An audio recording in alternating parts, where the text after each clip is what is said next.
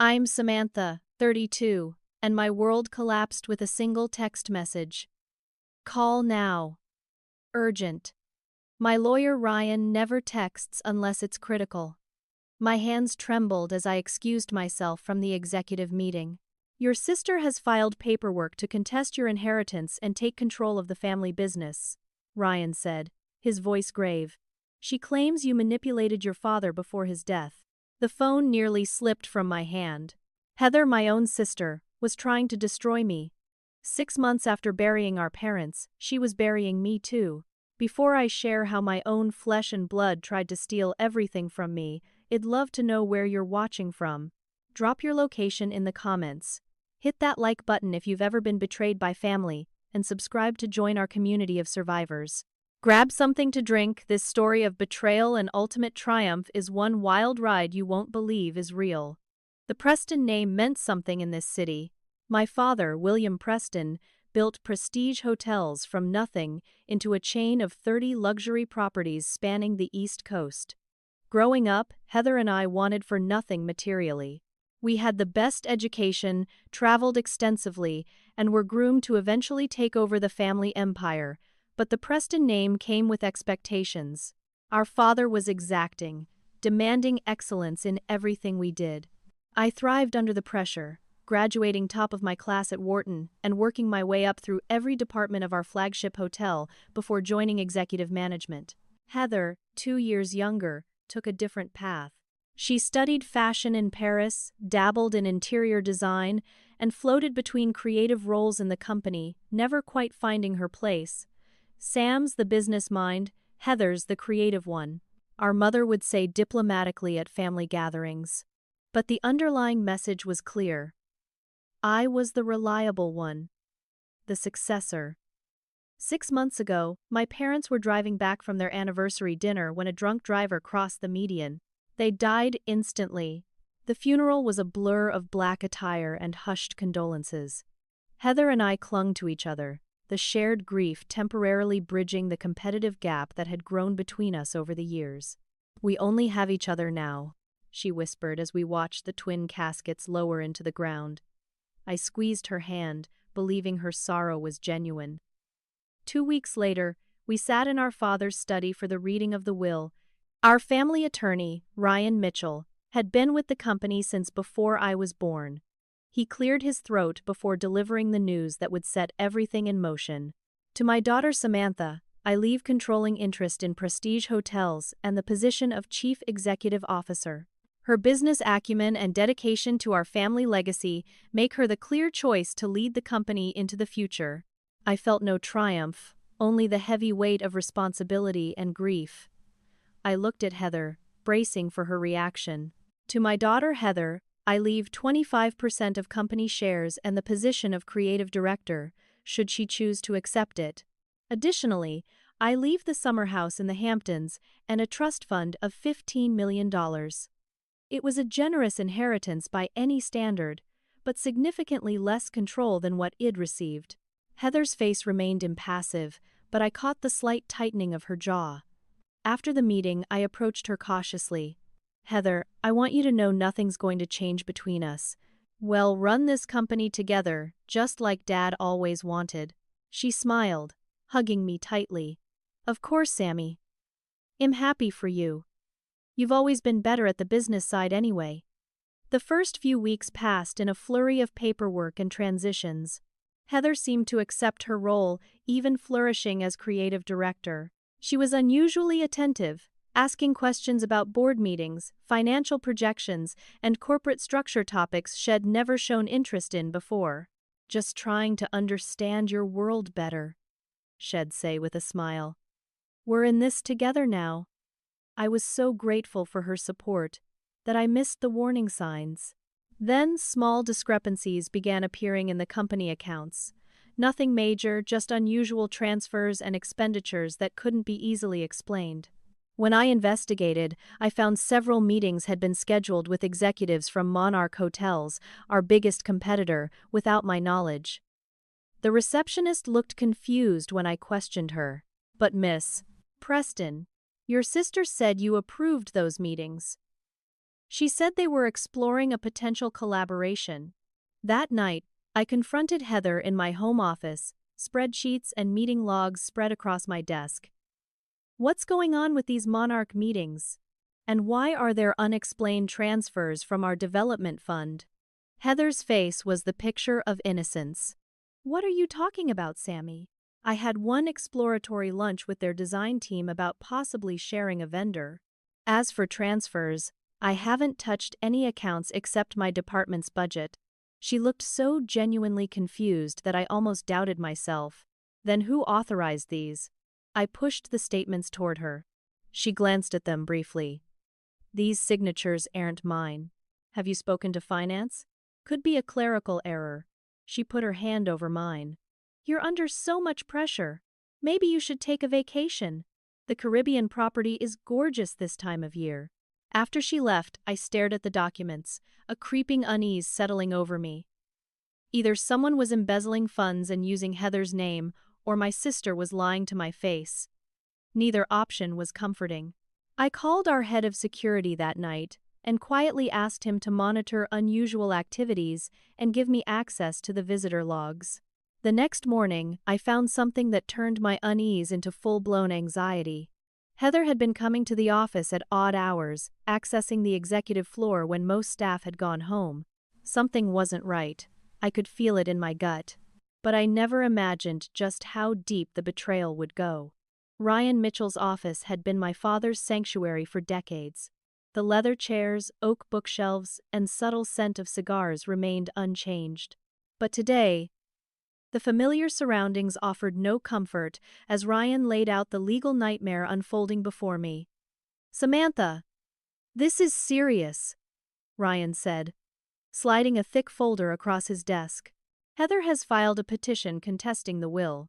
She claims William was not of sound mind when he made his final arrangements." I flipped through the documents, legal terminology swimming before my eyes. That's ridiculous. Dad was sharp as ever until the end. "There's more," Ryan continued gravely. "She's alleging you manipulated your father into changing his will in your favor. She claims you isolated him from her during the last year of his life and exploited his declining health to position yourself as sole successor." My mouth went dry. That's a complete fabrication. If anything, I encouraged Dad to give her more responsibility. Ryan nodded. "I know. But she's submitted affidavits from several people claiming they witnessed concerning behavior from you." "What people?" I demanded. "Your cousin Thomas, your Aunt Caroline, and your father's former nurse." The nurse betrayal stung particularly hard. Mrs. Winters had cared for my father through his brief battle with pneumonia the year before his death, an illness he had fully recovered from. "She's claiming your father showed signs of cognitive impairment that you concealed from the family." Ryan's expression was grim. "And there's documentation, medical assessments, allegedly from your father's doctor." "Those have to be forged," I said, feeling sick. "Dr. Jameson would never. They appear to be on official letterhead." "Well, need to get verification, of course." Ryan pulled out more papers. "She's also filed for an emergency hearing to have you temporarily removed as CEO pending mental health evaluation." "Mental health evaluation." I nearly shouted. She submitted photos showing erratic behavior, testimonials from colleagues about outbursts, and emails where you supposedly made concerning statements. He pushed several printed photos toward me. They showed me looking disheveled and upset, moments captured after my parents' funeral, manipulated to look like public breakdowns. There were screenshots of emails I had never written, with statements about hearing Dad's voice guiding my business decisions. "These are doctored," I whispered, horror creeping through me. "I never wrote these." Ryan squeezed my hand. "I believe you. But Heather has launched a comprehensive attack on your character and competency. She's not just after the inheritance, she wants control of the company." "But why now? Why wait 6 months after the will reading?" "Strategic timing," Ryan explained. "She needed time to gather evidence and build allies. The 6-month mark is significant. Legally, many states have deadlines for contesting wills. Also, you've just completed your first 2 quarters as CEO. If the financial results were anything less than stellar. They were good, but not exceptional, I admitted. We're still recovering from the pandemic's impact on the hotel industry. Perfect timing for her to suggest the company is suffering under your leadership. As if on cue, my phone buzzed with a news alert. Preston Hotel's stock drops amid leadership controversy. She's already taking this public, I said incredulously. Ryan nodded grimly. This is just the beginning. She's been working behind the scenes with board members. 3 of them called me this morning with concerns about your leadership.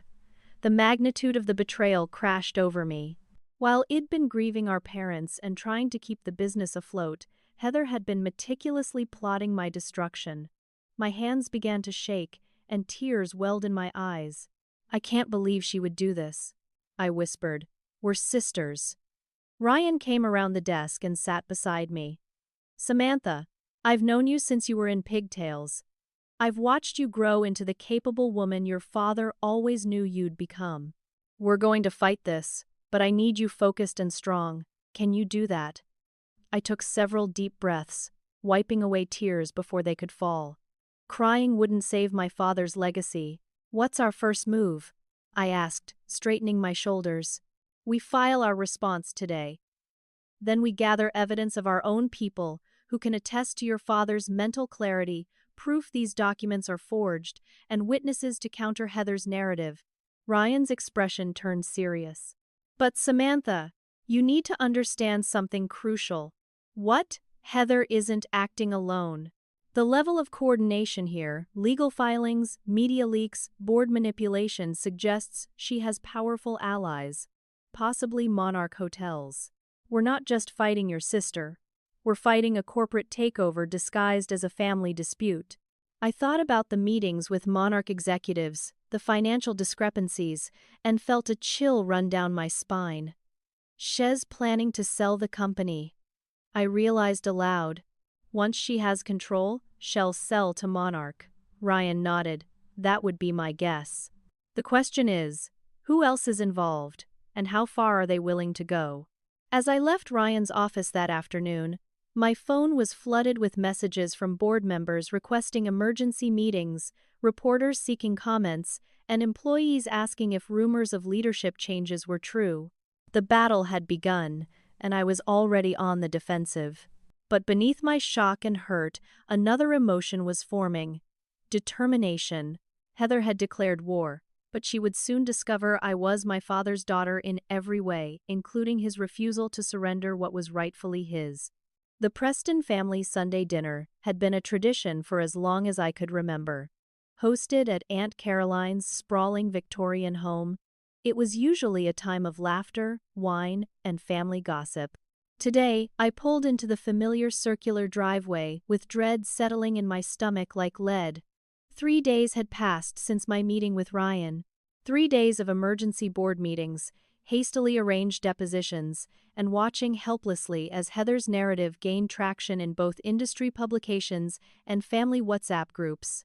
Aunt Caroline opened the door before I could knock, her usual warm smile replaced with tight-lipped civility. Samantha. We weren't sure you'd come. No hug, no kiss on the cheek. Why wouldn't I?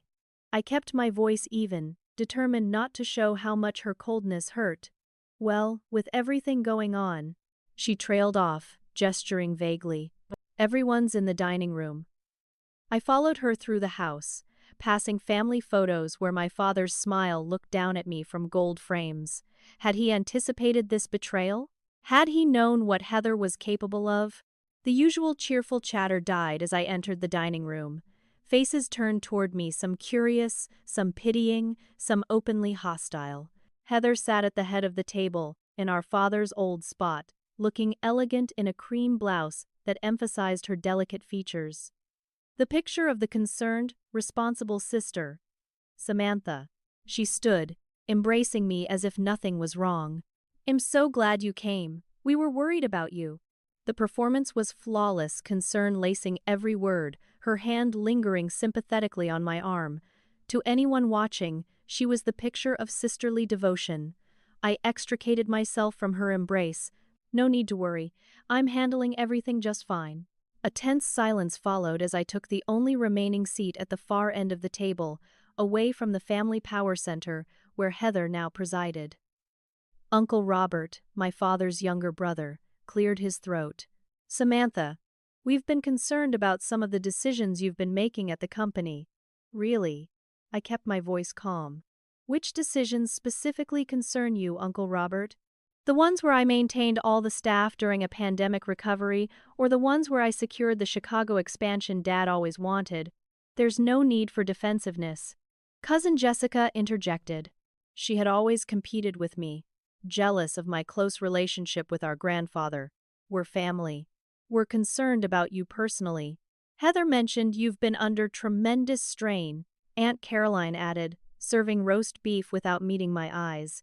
Working late hours, canceling social engagements, sometimes seeming confused during meetings. I looked around the table, reality dawning horribly. This wasn't a family dinner. It was an intervention. Heather thinks we all think. Uncle Robert continued that perhaps you should take a leave of absence, just until you're feeling more yourself. My fork clattered against my plate. More myself? I am myself. I'm also dealing with running a company while defending against a baseless legal attack from my own sister. All eyes shifted uncomfortably away from me, except Heather's. She met my gaze with practiced concern. Sammy, this is exactly what we're worried about. These paranoid accusations, the erratic behavior. Her voice dripped with syrupy concern. The board members have been calling me, worried about outbursts in meetings. What outbursts? I demanded. Name one. The Anderson proposal? You threw a pen across the room. I set a pen down firmly because they tried to undervalue our property by $30 million. The staff has been walking on eggshells, she continued as if I hadn't spoken. And now these financial irregularities. What irregularities? My voice rose despite my best intentions. The ones you created. Heather's eyes widened in perfect, rehearsed shock. See? This is what I mean. These accusations, this anger. She turned to the family, her voice breaking slightly. This isn't the sister I know. Something's wrong. And she needs help, not company pressure. The only thing wrong is your attempt to steal what Dad entrusted to me. I said through clenched teeth. Sam, nobody's stealing anything. Cousin Thomas spoke up. The proposed conservatorship is temporary conservatorship. I stood up so quickly my chair tipped backward. You're trying to put me under a conservatorship. The room fell silent. Heather had the decency to look embarrassed, but not remorseful. It would just be until you're better, Aunt Caroline said softly. We all want what's best for you and the company. I looked around at these people, my blood relatives, who had apparently already tried and convicted me of incompetence based on Heather's word alone. Have any of you actually spent time with me recently, really talked to me? Or are you just believing everything Heather tells you? My voice shook with barely controlled fury. Did none of you think it strange that I was perfectly competent to run the company when Dad died, but suddenly am having mysterious mental problems right when Heather decides she wants control? No one's saying Uncle Robert began. That's exactly what you're saying. I grabbed my purse. You know what's really disappointing? Not that Heather would do this. I'm starting to see who she truly is. It's that none of you, who've known me my entire life, bothered to question her story or talk to me directly. I headed for the door, then turned back.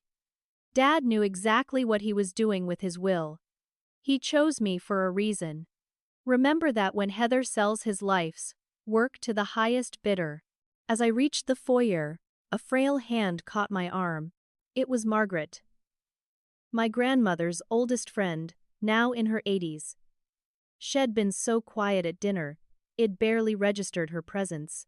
Not everyone believes her, dear, she whispered, pressing a business card into my hand. Call me tomorrow.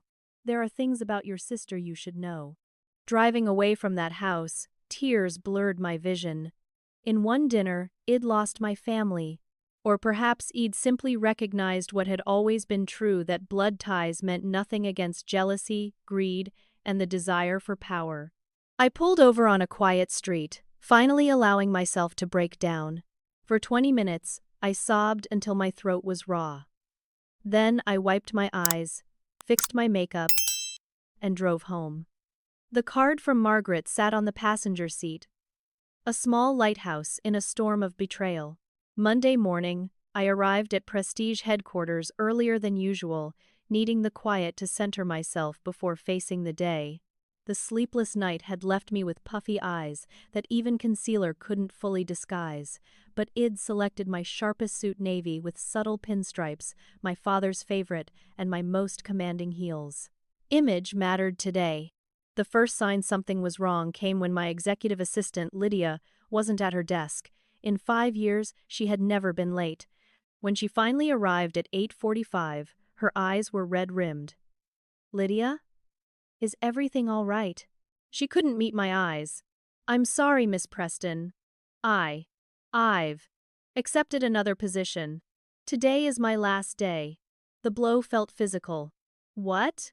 Why? Where are you going?" "I can't say just yet," she mumbled, handing me an envelope. "My resignation letter. I've already cleaned out my desk." Before I could respond, my phone rang. The CFO wanted an emergency meeting. I found him in the conference room with 3 other executives, all wearing the same grim expression. "The Brunswick account is pulling out," he announced without preamble. "Their CEO called this morning. They're canceling the contract for all 16 properties." "Brunswick? But we just renewed for 3 years." "What happened?" The marketing director shifted uncomfortably. They cited concerning information about company leadership stability and potential changes in quality control. Brunswick was our largest corporate client, worth nearly $30 million in annual revenue. Losing them would send immediate shockwaves through our quarterly projections. This makes no sense. "I had dinner with James Brunswick 2 weeks ago. Everything was fine. Apparently someone reached out to him over the weekend with insider information," the CFO said carefully. The implication hung silently in the air. "Heather, get him on the phone," I ordered. "Now."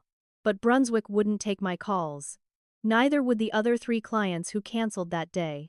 By noon, our stock had dropped 12%. I was heading to an emergency finance meeting when the HR director intercepted me in the hallway. "I'm sorry, but we have a situation," she said quietly. 28 employees submitted resignations this morning, including 3 department heads. 28? All at once.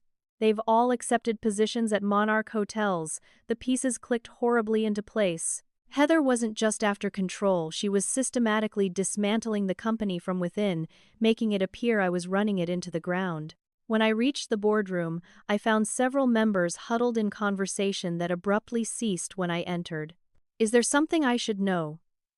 I asked, taking my seat at the head of the table. Hamilton Pierce, the longest-serving board member, and my father's close friend, looked uncomfortable.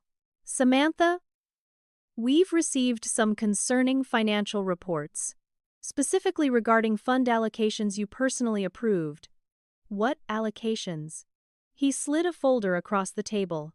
Inside were transfer approvals, investment changes, and vendor payments, all with my signature, all completely unfamiliar to me. "I never approved these," I said flatly. "The signatures match your authorization," another board member countered. "They're forgeries." I struggled to keep my voice level. "Just like the emails, just like the medical reports." Pierce frowned. "That's a serious allegation. Who would forge company documents?" I met his gaze directly. "I think you know exactly who, and I think some of you have had meetings with her and Monarch Hotel's representatives." The uncomfortable shifting around the table confirmed my suspicions. "Your sister has expressed concerns about your well-being," Pierce said carefully. "And now, with these financial irregularities and major clients departing, a situation she orchestrated." I slapped my hand on the table. "Can't you see what's happening? Brunswick didn't just randomly decide to leave after 15 years. These resignations aren't coincidental." "Perhaps," an older board member said. It would be best if you took a leave of absence while an independent audit is conducted. The trap was closing around me. If I refused, I looked guilty and unstable. If I agreed, I was effectively surrendering control. Before we vote on anything, I said with all the calm I could muster, I suggest we consider what my father would think of this rush to judgment. He built this company on integrity and loyalty. I'm asking for both. I looked each board member in the eye. Give me 1 week to provide evidence that these documents are forged and these client losses are coordinated attacks. 1 week. After tense negotiation, they agreed to 3 days. It wasn't enough time, but it was something. Returning to my office, I found the staff oddly quiet, conversations stopping when I passed. News traveled fast. By now, everyone had heard about the client exodus, the resignations, the board's doubts. I was becoming a corporate pariah in my own company. As I sank into my chair, my phone pinged with a news alert. Prestige hotels in turmoil. Sources report CEO facing mental health evaluation. The article quoted anonymous insiders describing my increasingly erratic behavior and concerning business decisions. I was staring at this character assassination when my computer chimed with an email notification. It was from an unknown sender, containing only a video file. With trembling fingers, I clicked play. The footage showed Heather in an upscale restaurant, sitting across from a man I recognized immediately, Jackson Reynolds, CEO of Monarch Hotels. Their body language was intimate, familiar. Once I have control, Heather was saying, well, move quickly. The board will accept your offer within days. And your sister? Reynolds asked. Heather's laugh was cold. By then, poor Sammy will be lucky if she can manage her own bank account, let alone a company. I watched, stunned, as they clinked glasses in celebration of my downfall. The video ended abruptly, but it was enough my first piece of concrete evidence. But who had sent it? The sender information was anonymous, the email untraceable. Whoever my mysterious ally was, they'd just thrown me a lifeline. I wasn't alone in this fight after all. As I saved the video to multiple secure locations, I felt something I hadn't experienced since this nightmare began. Hope. My phone rang. It was Ryan. Samantha, I've been looking into your sister's finances, he said without preamble. You need to see this immediately. And there's something else. Heather's boyfriend, the one she's been seeing for 6 months, has Monarch's head of acquisitions. The betrayal cut even deeper. While I'd been grieving our parents and trying to honor my father's legacy, Heather had aligned herself with our biggest competitor, strategically positioning her boyfriend to help dismantle our family business from the inside. For the first time since this began, cold determination replaced my hurt. Heather had declared war on everything our father built. It was time to fight back. When I finally left the office that night, the sky had long since darkened. The underground parking garage echoed with my footsteps as I approached my car, the events of the day weighing on me like a physical burden. All I wanted was to get home to Michael. My fiancé had always been my rock, the one person I could be completely vulnerable with. We'd met 3 years ago at a charity gala. While other men approached me because of my family name, Michael had challenged me on a business article he'd written for the Wall Street Journal. Our spirited debate had turned into dinner, then breakfast, then a relationship that felt like the one steady thing in my chaotic life. Pulling into our driveway, I noticed all the lights were on, unusual for Michael, who was fastidious about energy conservation. Inside, I found him sitting rigidly at our dining table, an open bottle of whiskey before him. He rarely drank hard liquor. Michael. I set down my keys. What's going on? He looked up, his expression unreadable. Rough day. Something in his tone sent a chill through me. The worst. The board is threatening to remove me, we lost major clients, and apparently my sister is sleeping with a Monarch executive while plotting my downfall. I really need a hug. I moved toward him, but he remained seated, fingers tapping against his glass. Is it true? He asked. Is what true? That you've been hiding your father's dementia diagnosis, to maintain control of the company. The question hit me like a slap. What? No! Dad never had dementia. That's a complete fabrication. That's not what Heather says. His voice was cold. She showed me the medical records. I stared at him in disbelief. You've been talking to Heather? Behind my back. She's concerned about you, Samantha. We all are. We. The word hung between us, heavy with implication. Michael sighed, running a hand through his hair. I didn't want to believe it at first, but your behavior lately, the late nights, the secretiveness, the mood swings, it all fits the pattern Heather described. What pattern? I demanded, voice rising. The completely fictional one she's created to steal my company. See? This paranoia. These accusations. It's not paranoia when she's actually plotting against me. I grabbed my phone, hands shaking as I pulled up the video ID received earlier. Look at this. Heather with Monarch's CEO, discussing how they'll take over once I'm out of the picture. Michael barely glanced at it. A business dinner you're misinterpreting. Heather explained you might try something like this. A horrible suspicion dawned. How long? What? How long have you been talking to my sister behind my back? He hesitated just long enough. She reached out a few weeks ago, worried about you. A few weeks? I laughed bitterly. Right around when the financial irregularities started appearing. When my signatures began showing up on documents I never signed. I took a step back, seeing him clearly for the first time. Give me your phone. Excuse me. Your phone, Michael. Now. His refusal was written all over his face. Before he could stop me, I lunged forward and grabbed it from the table. Had always used my birthday as his passcode, a romantic gesture that now made betrayal even easier. I opened his messages, thread after thread, with Heather going back not weeks, but months. Before our parents died. Before the will was even read. January 15th. I read aloud, voice shaking. Strategy working perfectly. Board meeting today went as planned. S suspects nothing. I looked up at him, vision blurring with tears. You've been spying on me for my sister. Michael stood, reaching for the phone. It's not what it looks like. Then what exactly is it? I scrolled further. Files transferred. Will delete originals after confirming receipt. What files, Michael? What did you steal from me? His silence was damning. How could you do this? My voice broke. We were going to be married. Samantha, he said carefully, you need to understand something. Heather and I.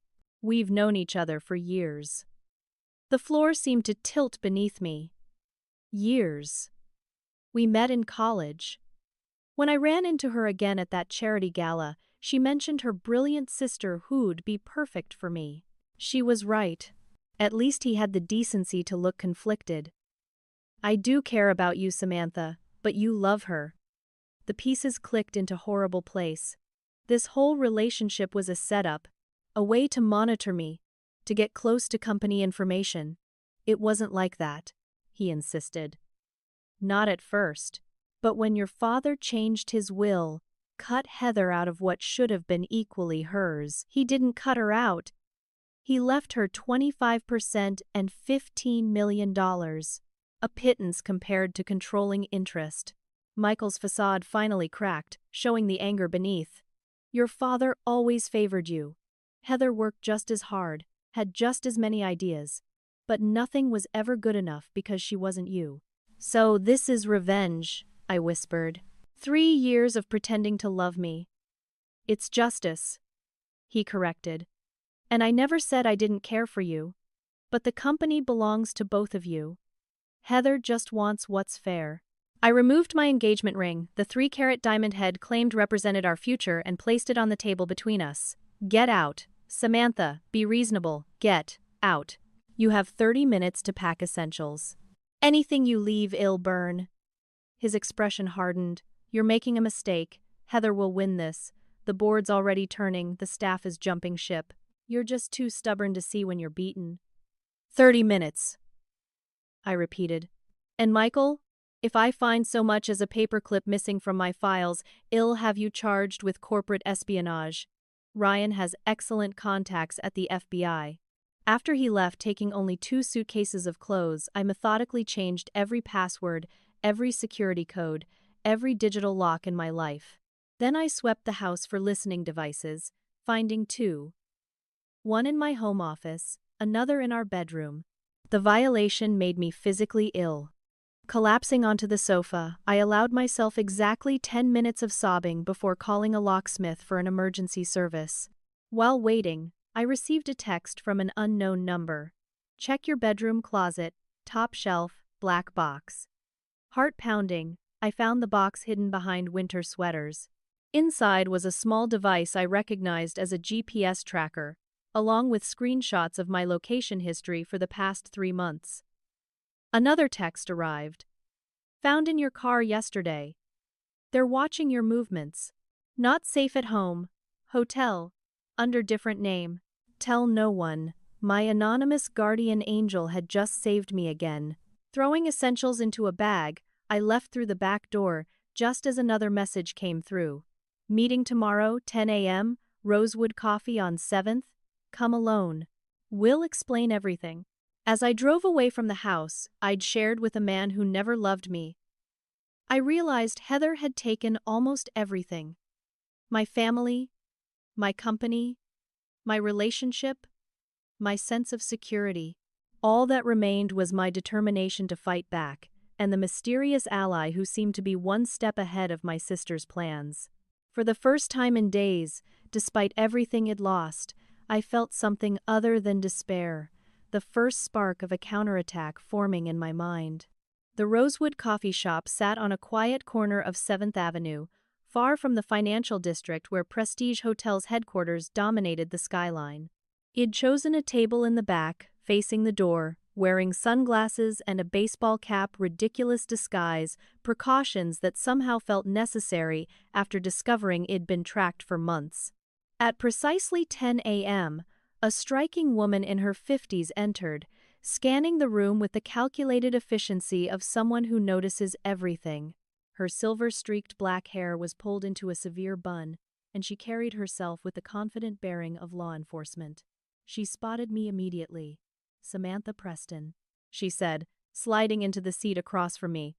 "Not a question. Diana Vega. Ryan Mitchell asked me to help you. You're the one who found the tracker in my car? Who sent the video?" "The video wasn't me," she said, ordering black coffee when the waitress approached. "But yes to the tracker. I'm a private investigator. Former FBI, specialized in corporate espionage and fraud. Ryan and I go back 20 years. Why are you helping me?" Diana's expression softened slightly. "I knew your father. He helped my daughter get treatment at a specialized clinic when our insurance wouldn't cover it. William Preston was a good man who valued integrity above all else. I owe him." She pulled out a tablet, opening files as she spoke. "Your situation is worse than you realize. This isn't just about inheritance or sibling rivalry. Monarch Hotels has been trying to acquire Prestige for years, but your father always refused to sell. I know that much. What you may not know is that 6 of your board members have offshore accounts that received substantial payments 2 months ago. 3 others have children who mysteriously received acceptance to elite universities. They were previously rejected from universities where Monarch's CEO sits on the board of trustees. My stomach dropped. They've been bought. Most of them.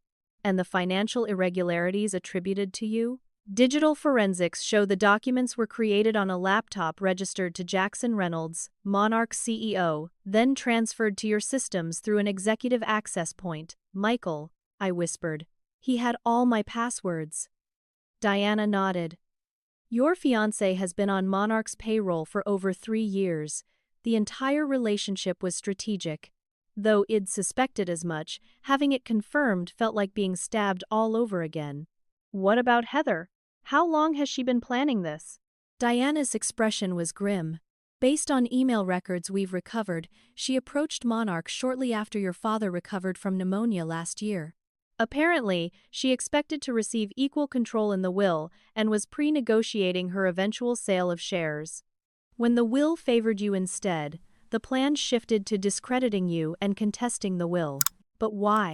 She already has wealth, position, the Hamptons house. Some people can't stand being second choice, Diana said simply.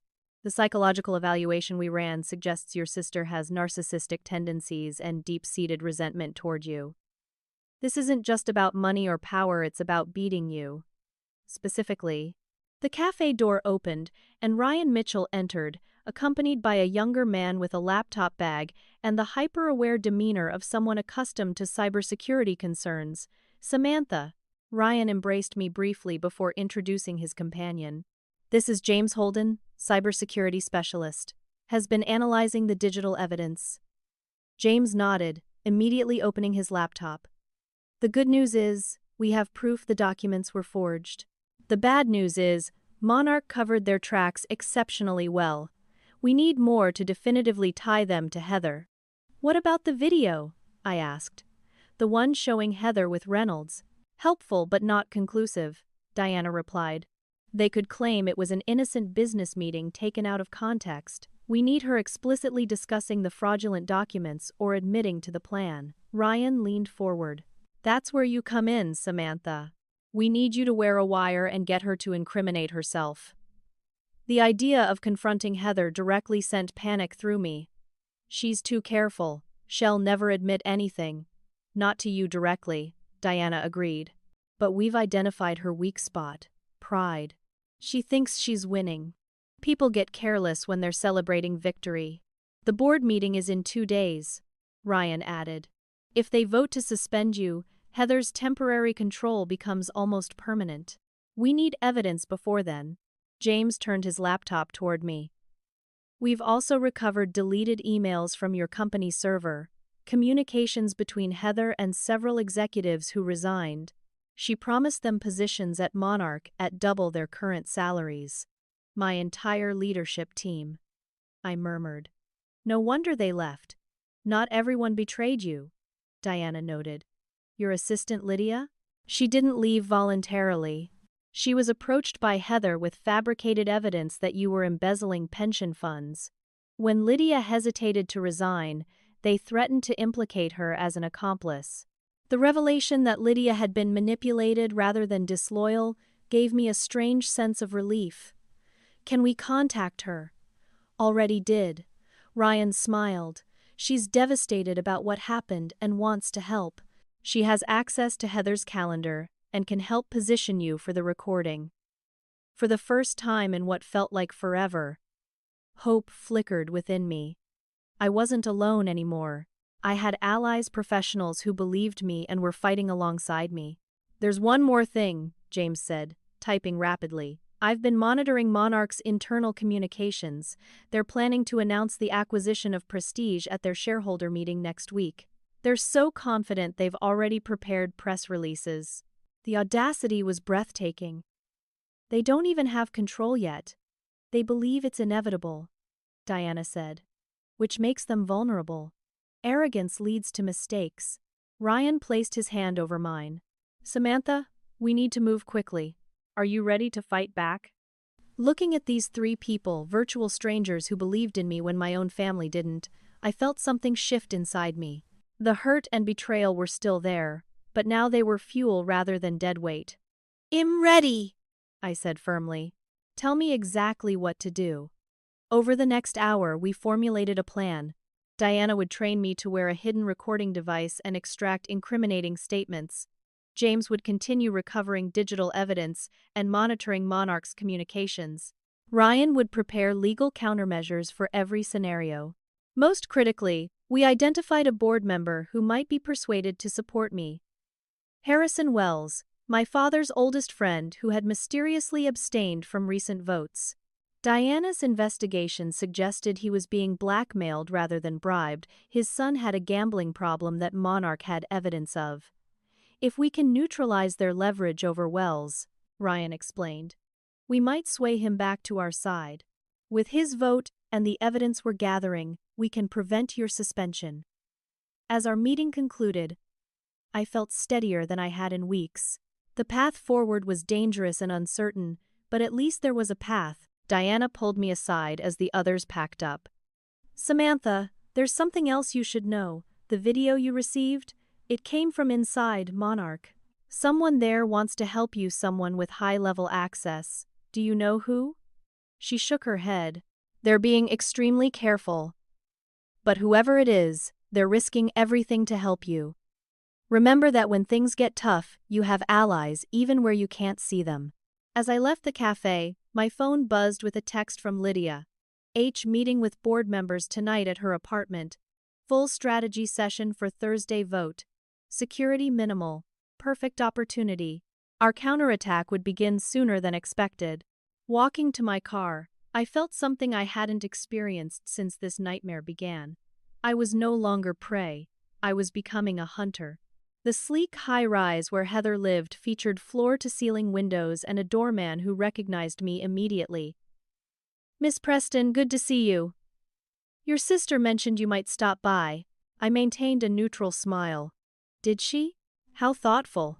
The recording device Diana had given me was disguised as a simple pendant, elegant enough to look natural with my outfit, sophisticated enough to capture conversations from up to 20 feet away.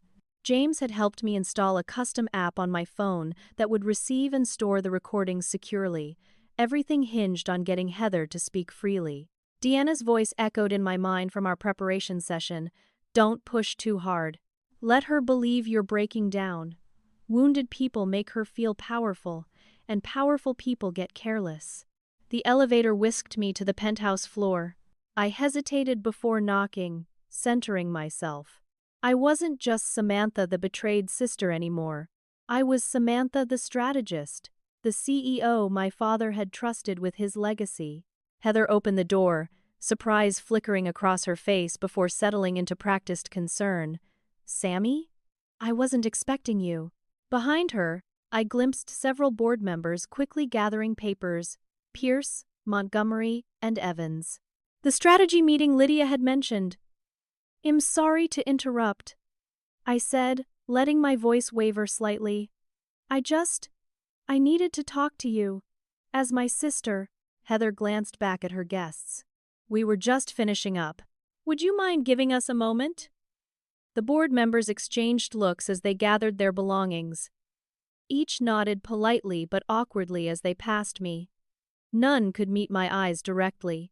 Gentlemen, we'll reconvene tomorrow at 9. Heather said smoothly. I appreciate your support during this difficult time. Once they were gone, Heather's demeanor shifted subtly, less concerned sister, more victorious opponent. She poured 2 glasses of wine, handing me one. You look terrible, Sam. Not sleeping. I accepted the wine but didn't drink. Would you? My company is being stolen from me. My fiancé was a plant, and my own sister is orchestrating it all. She sighed dramatically. There you go again with these paranoid accusations. This is exactly why everyone's worried about you. Cut the act, Heather. We're alone now. I sank onto her pristine white sofa, projecting defeat. I know about you and Monarch. I know about the board bribes. I even know about you and Michael. Rather than deny it, she simply raised an eyebrow. And yet you can't prove any of it, can you?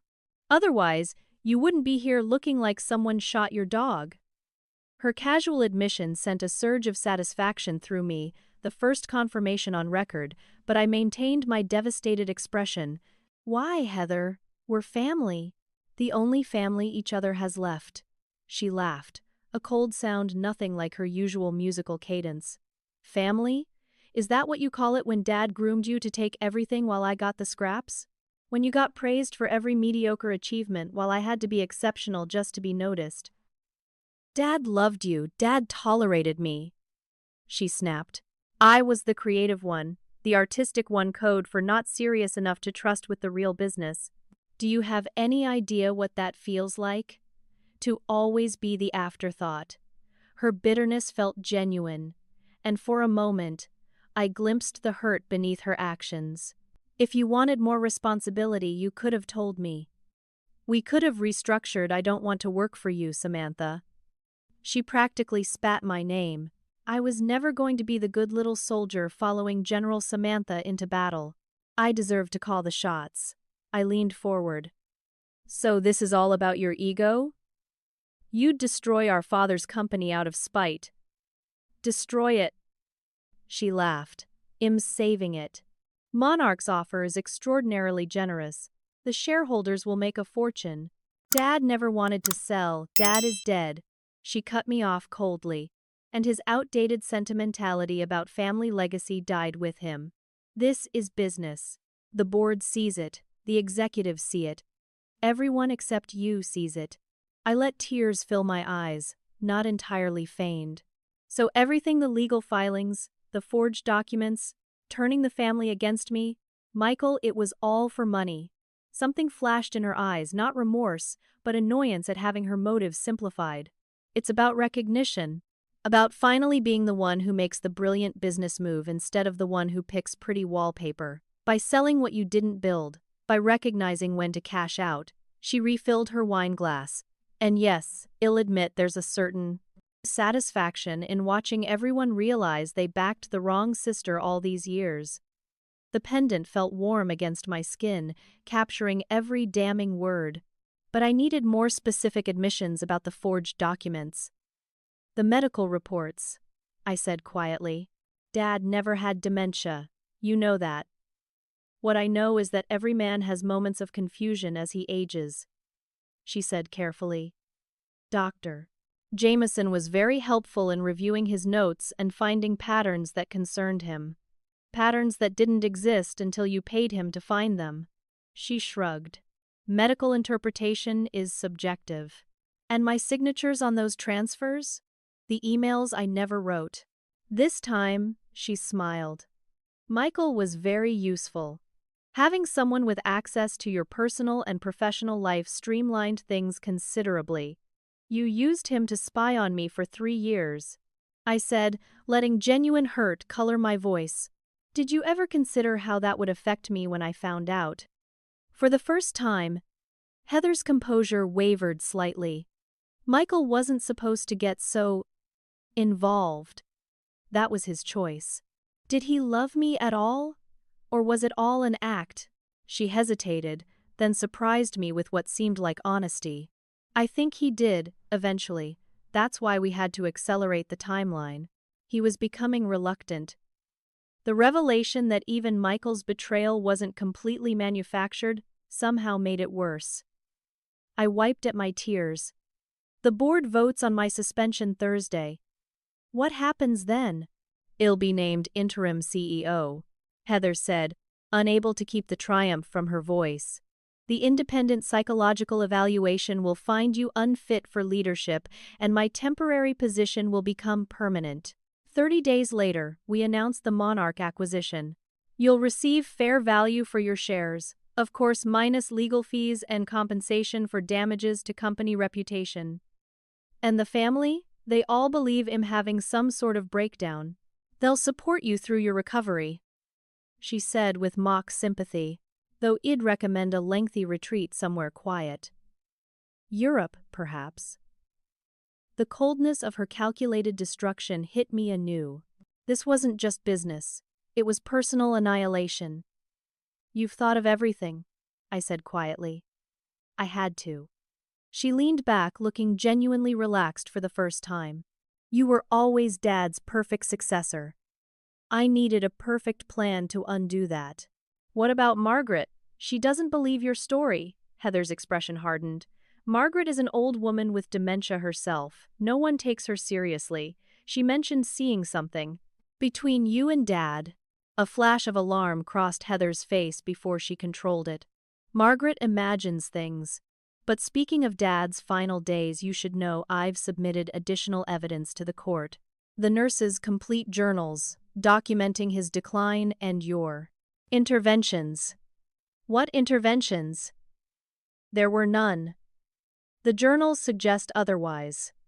She smiled thinly. Very detailed observations about medication mismanagement, convenient memory losses when you were present, moments of clarity when you weren't. Very compelling reading. Those are fabricated, I said, real anger breaking through. Mrs.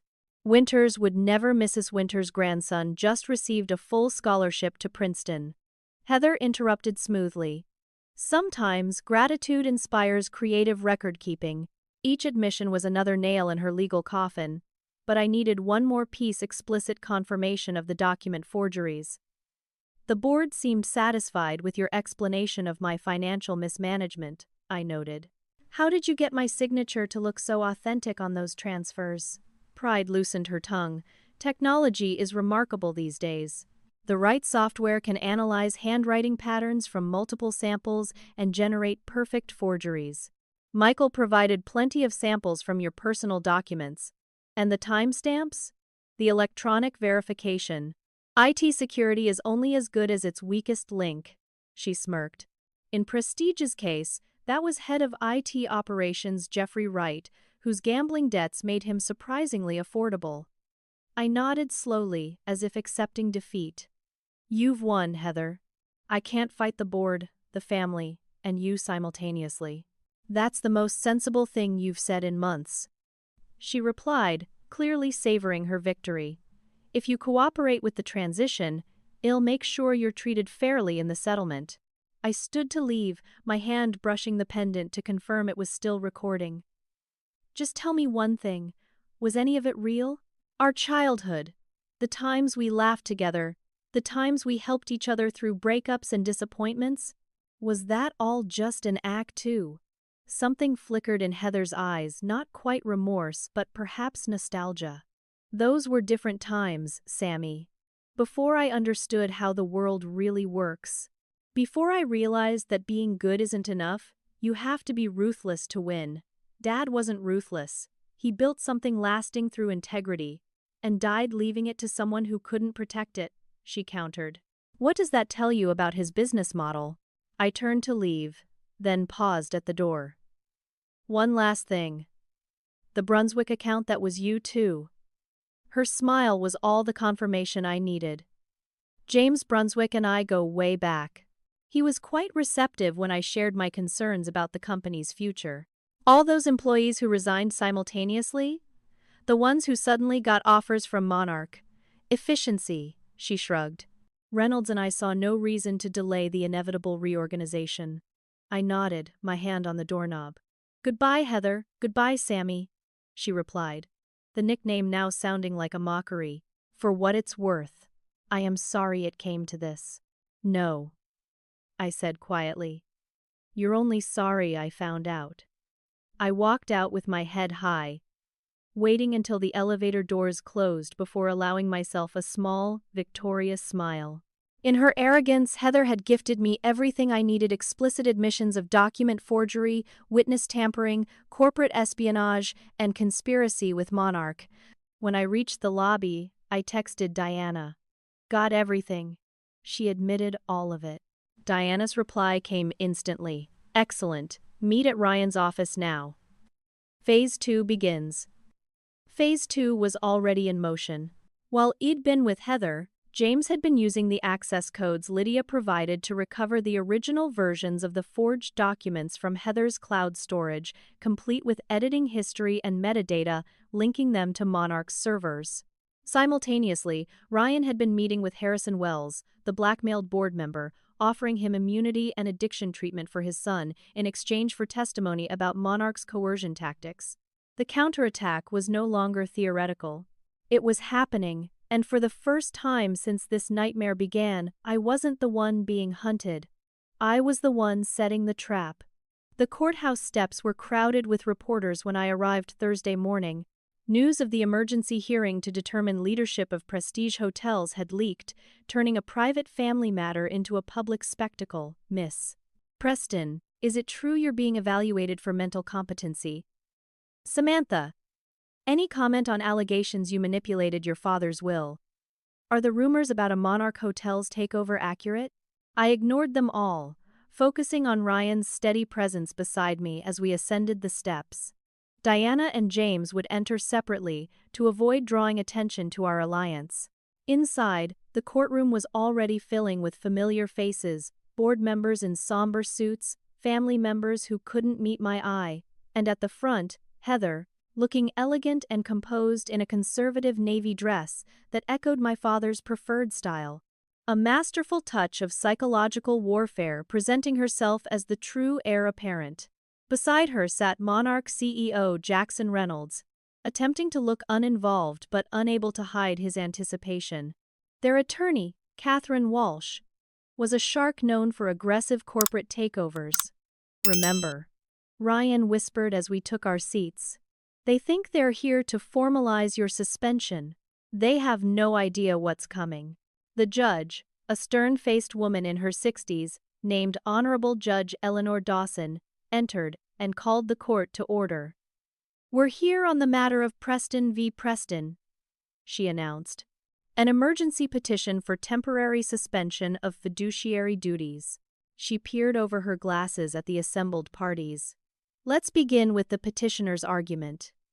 Catherine Walsh approached the bench with practiced confidence. "Your Honor, this is a difficult but necessary action. Samantha Preston, despite her previous capabilities, has demonstrated increasingly erratic leadership since inheriting control of Prestige hotels. We have substantial evidence of concerning behavior, financial mismanagement, and most troublingly, signs that Miss Preston's mental state renders her currently unfit to control a billion-dollar enterprise."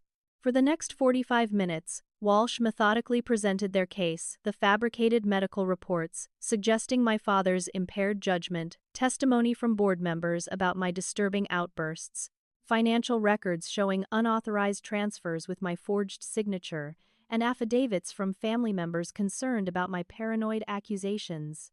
With each piece of evidence, I maintained a calm exterior while my stomach churned. The case against me seemed overwhelming, and several times I caught Heather's satisfied smile as she watched the proceedings. When Walsh concluded, Judge Dawson turned to Ryan. "Counsel for the respondent. Your response." Ryan approached unhurriedly, carrying a single slim folder. "Your Honor, Miss Preston doesn't dispute that Prestige Hotels has experienced unusual activity recently. However, she categorically denies being the cause of this activity. In fact, we have evidence that proves Miss Preston is the victim of an elaborate conspiracy to remove her from leadership and facilitate a hostile takeover by Monarch Hotels." Whispers erupted throughout the courtroom. Reynolds shifted uncomfortably while Heather maintained her composure. "That's a serious allegation, Counselor," Judge Dawson remarked. "I presume you have substantial evidence." "We do, Your Honor." Ryan gestured, and Diana stepped forward with a laptop and projection equipment. "With the court's permission, we'd like to present audio recordings, digital forensic evidence, and witness testimony." The judge nodded, and Ryan began by playing selected portions of my conversation with Heather. Her clear admissions about forged documents, bribed medical professionals, and coordination with Monarch sent shockwaves through the courtroom. Heather's face drained of color as she heard her own voice admitting to creative record-keeping and boasting about technology that could generate perfect forgeries. "Your Honor," Walsh interrupted. "These recordings, if authentic, were clearly obtained without my client's knowledge or consent. They were obtained in Miss Preston's own home and in Miss Heather Preston's residence, where Miss Preston was an invited guest." Ryan countered smoothly. "Single-party consent applies in both instances." The judge overruled Walsh's objection, allowing the recordings to continue. Each damning admission caused more murmuring in the courtroom. Board members exchanged alarmed glances. Family members looked shocked. Next came Jameis' digital forensic presentation, showing recovered document drafts with tracked changes and metadata linking them directly to Monarch servers. He demonstrated how my signature had been algorithmically forged using samples provided by Michael, and how backdated timestamps created the illusion that I had authorized the suspicious transfers, Your Honor. Ryan continued, "We also have testimony from several witnesses who were coerced or manipulated into supporting this scheme." Lydia took the stand first, tearfully explaining how she'd been pressured to resign through threats and false evidence. Then came Harrison Wells, who described the blackmail operation targeting board members with compromising information. But the most powerful testimony came from an unexpected source. Margaret, my grandmother's elderly friend, walked slowly to the stand with the assistance of a court officer. Mrs. Margaret Thornton. Ryan began gently. You've known the Preston family for how long? Over 50 years, she replied, her voice frail but clear. I was Barbara Preston's dearest friend, and I watched both Samantha and Heather grow up. And were you present during William Preston's final revision of his will? I was, she confirmed. He asked me to be there as a witness. Can you describe his mental state at that time? Margaret's eyes were sharp despite her age. William was as sharp as had ever been. We discussed the stock market, company expansions, even debated politics. There was absolutely nothing wrong with his mind. Did he explain his decision regarding the distribution of company control? He did. Margaret's gaze drifted to Heather. He said he loved both his daughters deeply, but had concerns about Heather's associations. Heather visibly tensed. What associations, Mrs. Thornton? I overheard an argument between William and Heather 3 weeks before the will was signed. Heather was insisting he consider a partnership offer from Monarch Hotels. When William refused, saying the company would remain independent, Heather became enraged. She threatened that if he wouldn't work with Monarch while alive, she would ensure they got the company after he was gone. The courtroom erupted in shocked whispers. Lies. Heather stood abruptly. She's a confused old woman. Miss Preston. The judge banged her gavel. Control yourself or ill have you removed. As Heather sank back into her seat, Margaret continued steadily. William changed his will the next day, giving Samantha controlling interest to protect the company from being sold against his wishes. The final witness was Mrs. Winters, my father's former nurse, who had been located by Diana just 2 days earlier. Tearfully, she admitted to falsifying her notes under pressure from Heather and Monarch representatives, who had threatened her grandson's future while simultaneously offering financial incentives. By the time Ryan rested our case, the atmosphere in the courtroom had transformed completely. The judge called a brief recess, during which Heather and Reynolds engaged in tense whispered conversation with their lawyer. When court resumed, Walsh attempted damage control, arguing that regardless of any misunderstandings, the company's instability required immediate leadership changes. She suggested a neutral third-party executor until the full case could be heard. Judge Dawson listened impassively before delivering her ruling. The evidence presented today is deeply troubling, she began. What began as a dispute over company leadership appears to be something far more serious, potentially including fraud, forgery, witness tampering, and corporate espionage. She turned her stern gaze to Heather. The emergency petition for suspension is denied. Miss Samantha Preston will retain full control of Prestige Hotels pending a complete investigation of these allegations. Relief flooded through me as the judge continued. Furthermore, I am issuing a temporary restraining order preventing Heather Preston and any Monarch Hotels representatives from accessing Prestige properties or systems. All board meetings and major company decisions will require court notification until this matter is resolved. She addressed the courtroom at large. I am also referring this matter to the District Attorney's Office for potential criminal charges. This court is adjourned. The gavel's bang echoed with finality. We had won this critical battle, though the war wasn't over. As people began filing out, Heather charged toward me, her composed facade shattered. You think you've won, she hissed, close enough that I could smell her expensive perfume. This isn't over, Samantha. I'll still get what's mine. You already had what was yours, I replied evenly. You just couldn't bear that I had more. You've always had more. Her voice rose, drawing attention. More love, more approval, more opportunities. Everything came easy for perfect Samantha, while I had to fight for scraps of attention.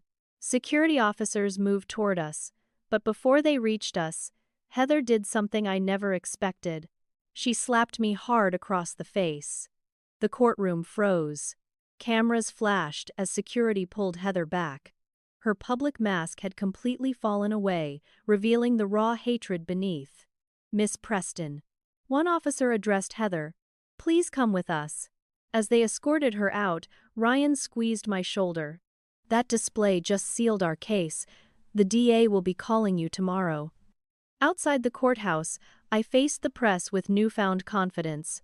I'll be making a brief statement, I announced to the assembled reporters.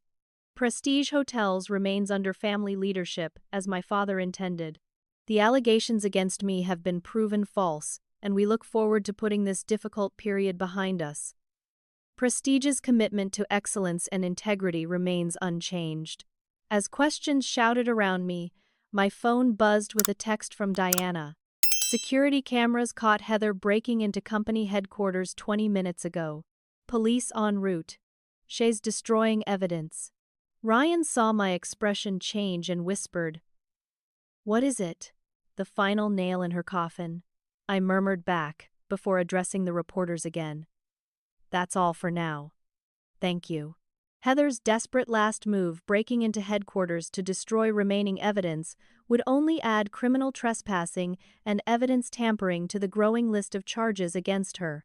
Her carefully constructed plan had not only failed but was now accelerating her downfall. As we drove away from the courthouse, Ryan outlined next steps: board replacements, system security upgrades, and preparation for the criminal case that would likely follow. But my mind was already turning toward healing and rebuilding, both for the company and for myself. The battle had been brutal, but I had survived. More importantly, I had protected my father's legacy from those who would dismantle it for profit. For the first time in months, I looked toward the future with something resembling hope. 6 months passed, like the turning of seasons, each day bringing small but significant changes. The Prestige Hotel's logo still crowned our flagship building, a silent testament to what hadn't been lost in the storm. The board meeting room, once the site of betrayal and conspiracy, now housed a completely restructured leadership team. 8 of 12 board members had resigned or been removed, replaced by individuals I had personally vetted for integrity and commitment to our company values. The first quarter results are excellent. Our new CFO announced, distributing reports around the gleaming conference table.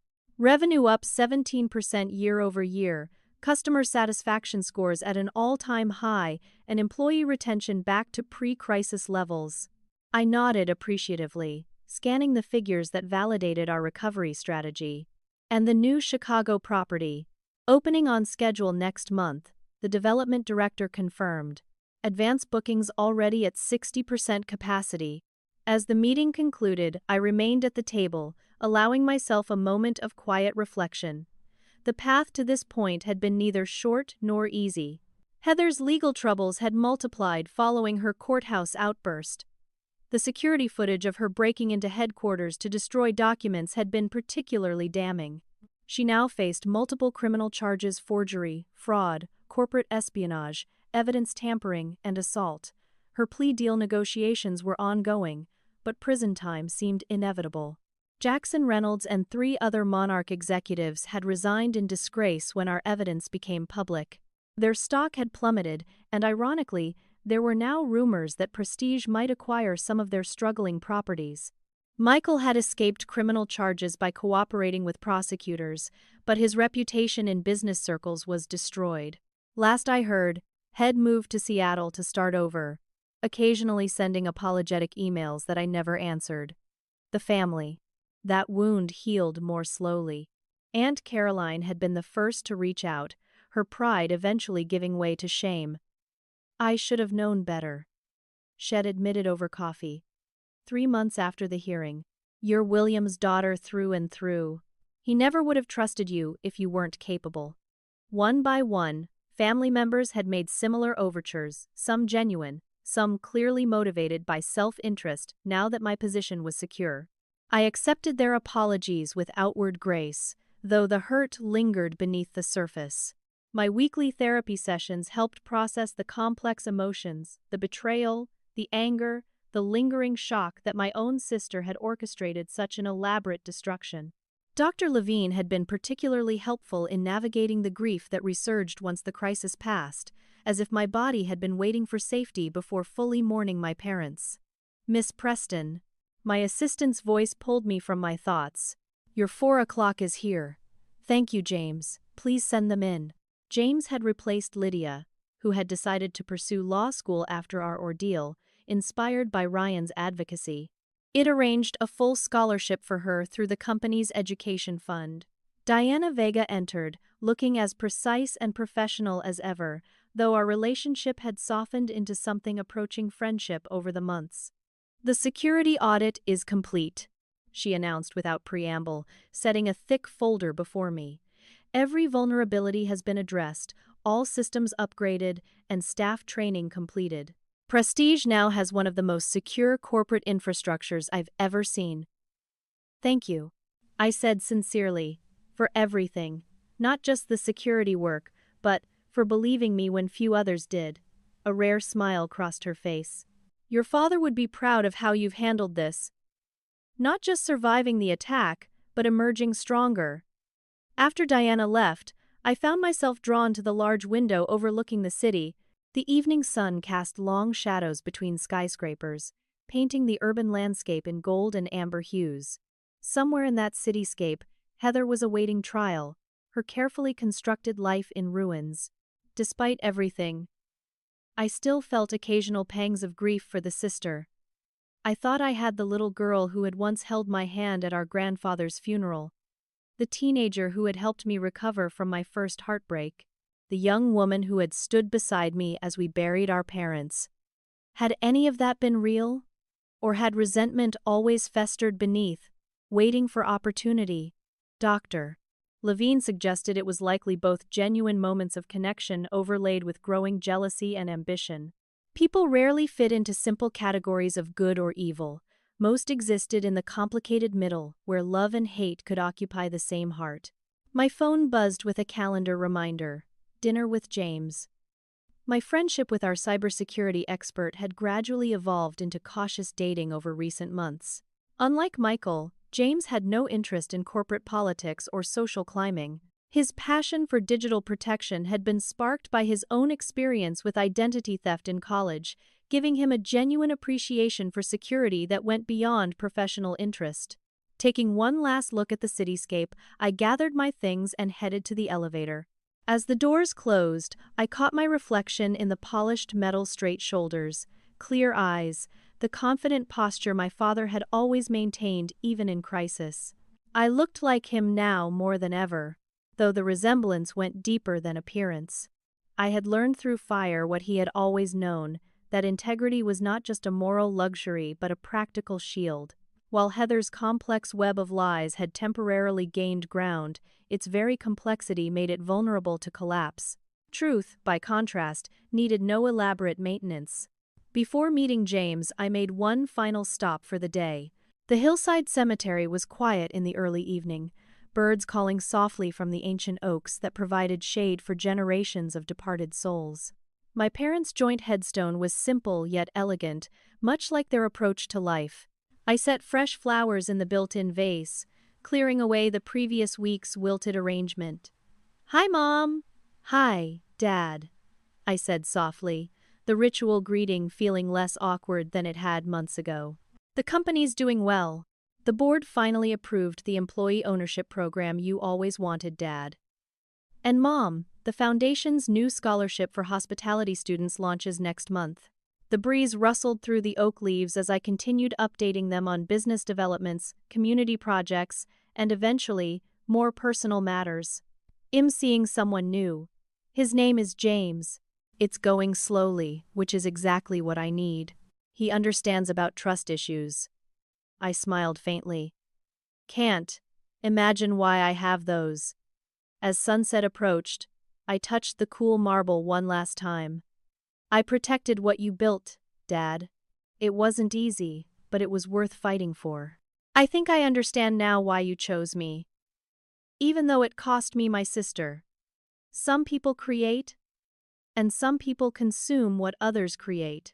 You saw which one I was, which one Heather was, long before I did." Driving away from the cemetery, a weight I hadn't realized I was still carrying seemed to lift slightly. The wounds hadn't completely healed.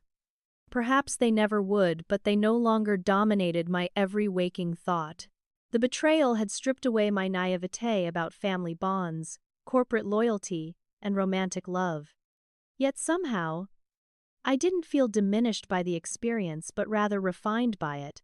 I had discovered capabilities I never knew I possessed, forged alliances stronger than the ones I'd lost, and ultimately found a resilience that couldn't be taken away, regardless of what else was stolen. As I pulled up to the restaurant where James waited, I allowed myself a moment to acknowledge how far I'd come. 6 months ago, I'd been shattered, betrayed by everyone I trusted most. Tonight, I was dining with someone who had seen me at my lowest and chosen to stand beside me anyway. Not because of my name or position, but because he respected the strength it took to rebuild from ashes. Perhaps that was the most important lesson in all of this, that our value isn't determined by who loves or betrays us, but by how we respond when both inevitably occur. If you've ever experienced betrayal from someone you loved and trusted, let me know in the comments. How did you find the strength to move forward? Drop a like if my story resonated with you, subscribe for more real-life experiences, and share this video with someone who might be struggling to find their own strength after betrayal.